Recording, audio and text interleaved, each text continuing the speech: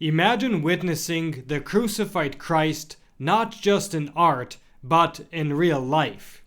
Today's story shows how Padre Pio's hidden suffering shattered a skeptic's heart, leading him back to God. Stay tuned to hear this amazing story. Welcome to Following Padre Pio. Whether you're joining us for the first time or returning, we're glad you're here. Today's story from Padre Pio's life may inspire you in ways you didn't expect. Now let's dive into today's story. Today, on Good Friday, we remember the brutal tortures endured by our Lord, including, of course, the crowning with thorns. And it seems fitting to share a story that reveals a lesser-known fact about Padre Pio. Most people know he bore the stigmata, the wounds of Christ's crucifixion. But he also endured, in secret, the pain of the crowning with thorns. Today's account reveals this hidden martyrdom and how witnessing it shattered the skepticism of a young man, leading to a lifelong conversion. This story comes from Frank M. Riga's book, Amazing Miracles of Padre Pio and the Stories Behind Them. Listen to this. In 1950, a young university student named Bruno G. from Lucera, a small town in southern Italy, became engaged to a devout young Catholic woman. But there was a serious problem. Unlike his fiancée, Bruno no longer believed in God. She told him plainly that she could not marry him unless he returned to the church.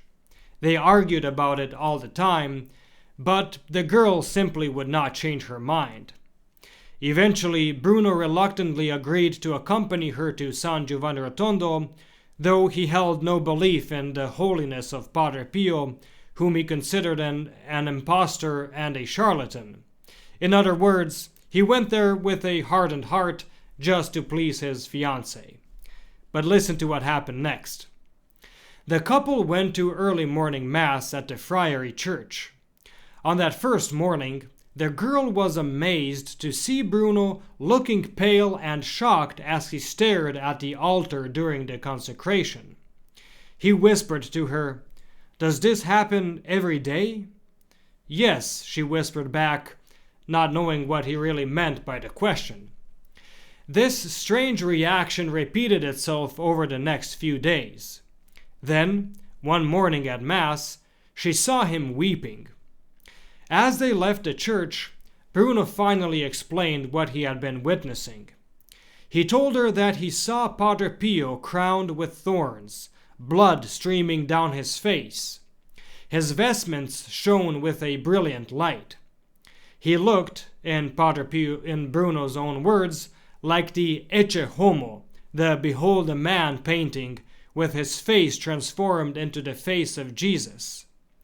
Yet, despite the suffering, Padre Pio remained serene, and that was what moved him to tears. He thought everyone else in the church saw the same thing. His fiancée was amazed, but also uneasy. Was he telling the truth, or was it some kind of emotionally induced hallucination? After her confession, she asked Padre Pio directly whether her fiancé had really seen what he described.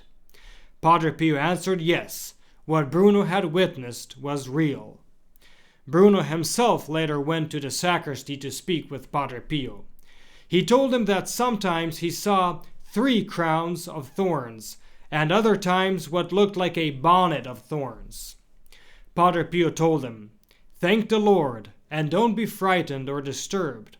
I am not suffering as much as it appears." He then added, "Speak to no one about this.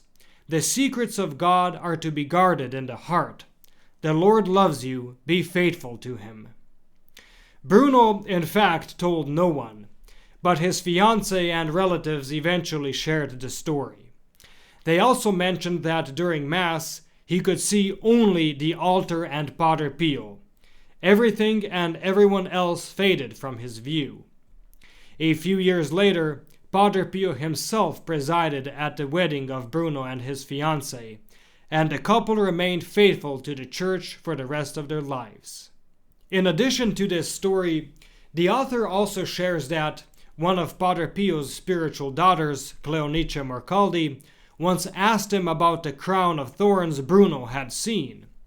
Padre Pio confirmed that he suffered this pain not only during Mass, but also before and after. She then asked which sins Jesus expiated through these thorns. He replied, all of them, particularly sinful thoughts. On another occasion, he told her, "You must know that through divine condescension, I suffer all that Jesus suffered, his entire passion, as much as possible for a human creature." And with that, our story concludes. And so, on this day, when the Church holds before our eyes the crucified Lord, may we remember that the mysteries of Christ's passion were not confined to a moment in history. They echo through eternity. May this Good Friday deepen our love, strengthen our hope, and draw us closer to the one who suffered, died, and rose for us. Wishing you all a contemplative Good Friday. Thank you for watching. If you enjoyed this video, please like and share to help spread Padre Pio's message. Don't forget to subscribe and click the bell so you never miss our latest uploads. Want to deepen your connection with Padre Pio? Consider becoming a protected child of Padre Pio, a special way to grow spiritually and be part of our prayerful community. You'll find a link to the join page in the description below. Check out the recommended videos on the end screen or the links in the description for more inspiring content, including our Padre Pio Thoughts for the Day playlist. May Our Lady and Padre Pio bless you, and we'll see you in the next video.